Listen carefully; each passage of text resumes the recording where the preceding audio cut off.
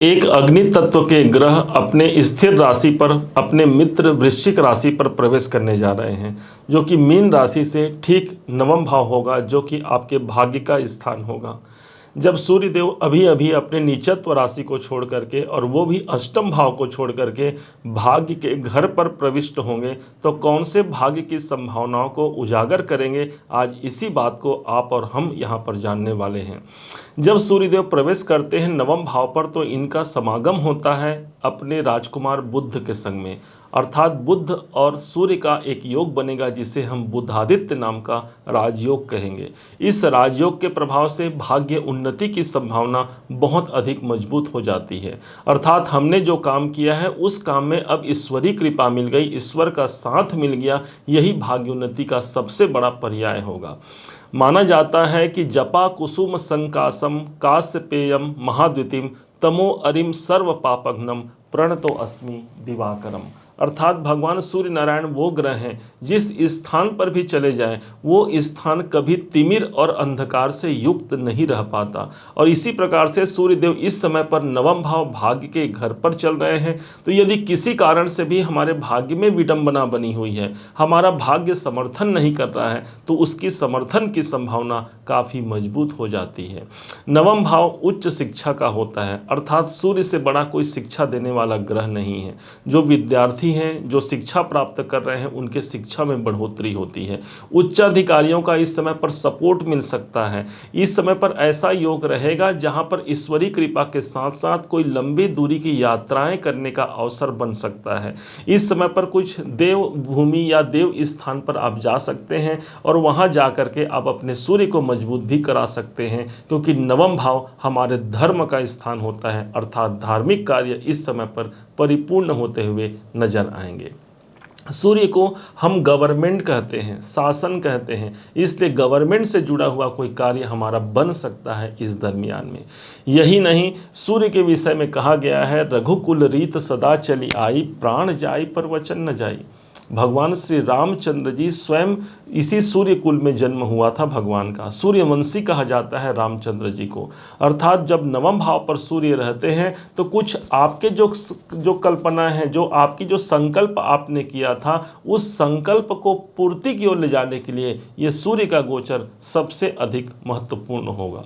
देखा जाए तो इस समय पर सूर्य की जो दृष्टि पड़ेगी वो सातवीं दृष्टि पड़ेगी तीसरे घर पर।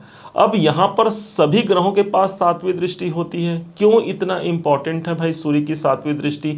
ध्यान देंगे, सूर्य को राजा कहा गया है। एक राजा के नज़र में सभी प्रजाएं, सभी जन उनके लिए एक समान होता है। ठीक इसी प्रकार से सूर्य की जो सातवीं दृष्टि होती है, वहाँ पर प्रकाश की अनुभूति सबसे ज़्यादा देखने को मिलेगी। अर्थात तीसरा घर जहाँ पर देवगुरु बृहस्पति पहले से विराजमान है और आपके अपने राशि के स्वामी हैं, तो गुरु की दृष्टि पड़ती है सूर्य पर और सूर्य की दृष्टि पड़ती है गुरु पर, और दोनों ही ग्रह एक दूसरे के परम मित्र होते हैं। अर्थात इस समय पर आपके साहस, आपके पराक्रम बहुत अधिक रहेंगे। आप किसी कार्य को करने के लिए अपने पराक्रम का बल लेकर के उस कार्य को करते हैं, तो निश्चय मानिए सफलता कदम चूम सकती है। इस समय पर इतना प्रभावपूर्ण यह गोचर होगा। देवगुरु बृहस्पति इस समय पर वक्री भी चल रहे हैं, जिसके प्रभाव से हमको धन का प्रभाव या आर्थिक उन्नति का प्रभाव होते हुए आप सबने देखा, या इसके पहले हमने एक वीडियो में इस सबको आपको प्रदर्शित किया था। चूँकि गुरु हमारा भाग्य है और सूर्य हमारा पोजीशन है, हमारी प्रतिष्ठा है, इस हिसाब से कोई बड़े पोजीशन, कोई बड़े प्रतिष्ठा की प्राप्ति यहाँ पर हो सकती है।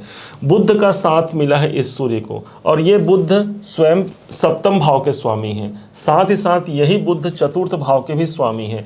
तो सप्तम भाव और चतुर्थ भाव आपके किसी कौटुंबिक जनों का साथ इस समय पर मिलेगा। जीवन साथी या जीवन संगिनी के सहयोग से हम अपने भाग्य की उन्नति करा सकते हैं। उनसे संपर्क करके, उनसे सहयोग लेकर के हम अपने भाग्य को प्रबल बना सकते हैं। कोई प्रॉपर्टी से जुड़ा हुआ कार्य भी इस समय पर बन सकता है, क्योंकि चतुर्थेश का संबंध सूर्य के संग बना हुआ है। तो हो सकता है कोई प्रॉपर्टी संबंधित काम आप करना चाहते चाहते हैं तो ये एक अनुकूल समय रहेगा। 1 महीने तक सूर्य नारायण की कृपा सबसे ज़्यादा महत्वपूर्ण होगी। सभी के सभी 9 ग्रहों को जो रश्मियाँ प्राप्त होती हैं, चाहे हम शनि से परेशान हों या फिर मंगल से परेशान हों या किसी क्रूर ग्रहों से परेशान हो, तो ध्यान रखिएगा सूर्य सभी ग्रहों के आधार स्तंभ माना गया है। अर्थात ज्योतिष का जो आधार स्तंभ है वो सूर्य पर ही आधारित है और सूर्य ही वो ग्रह है जो सभी ग्रहों को अपनी रश्मियों से प्रकाशित करते हैं। जब एक राजा का कृपा ले लिया जाए, एक राजा का आशीर्वाद ले लिया जाए, तो अपने आप बाकी सभी 9 ग्रहों के शुभ प्रभाव हम तक पहुंच पाते हैं। शुभ दृष्टिकोण से, अनुकूल दृष्टिकोण से ये हमारे लिए संपन्नता के द्वार खोल जाते हैं। कैसे इस सूर्य भगवान से कृपा लिया जाए? प्रातःकाल जल्दी उठना सूर्य देव की सबसे बड़ी कृपा के पात्र हम बन सकते हैं। जी, अधिकतर आप देखेंगे जितने भी सक्सेसफुल लोग हैं उसमें से ज़्यादातर लोग ऐसे होंगे जो प्रातःकाल जल्दी उठते हैं। निवेदन है मेरा आपसे कि आप भी एक नियम बनाइए सुबह जल्दी उठने का और रात को जल्दी सोने का।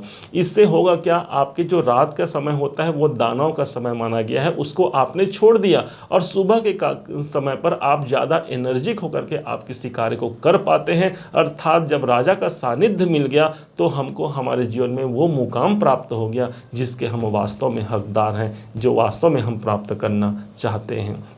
इस समय पर तांबे के चरु पर भगवान शिव को जैसे हम जल अर्पण करते हैं, ठीक इसी प्रकार से तांबे के लोटे लेकर के उसमें जल भर के भगवान सूर्य को जल अर्घ देना मत भूलिएगा। कोई मायने नहीं रखता कि आपका घर कौन से साइड में है, पश्चिम दिशा है, दक्षिण दिशा है।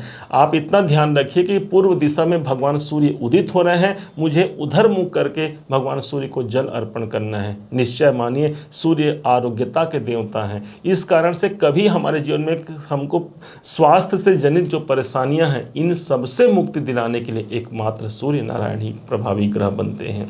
हमारे घर में जो पिताजी हैं साक्षात भगवान सूर्य नारायण हैं। यदि उनके साथ संबंध मधुर है, यदि उनका हम मान सम्मान करते हैं तो ये सूर्य हमारा मजबूत होता है। जब सूर्य मजबूत हो जाए तो ये हमको पोजीशन मान सम्मान से युक्त करा जाता है। एक ऐसे सूर्य नारायण हैं, इनका लाभ लीजिए, अपने जीवन को आप उन्नत बनाइए।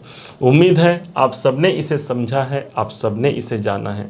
यदि आपने इसे समझा है, जाना है, मेरे समझाने का प्रयास यदि आपको सार्थक लगा हो, मेरे समझाने का तरीका यदि आपको सार्थक लगा हो, तो हर बार की भांति इस बार भी अपना प्यार भरा लाइक और कमेंट करना कभी मत भूलिएगा। और हाँ, यदि अभी तक आपने इस चैनल को सब्सक्राइब नहीं किया है, सब्सक्राइब जरूर कीजिएगा। पुनः एक बार फिर आप सभी का दिवस बहुत मंगलमय हो, इन्हीं शुभकामनाओं के साथ। जय श्री राम।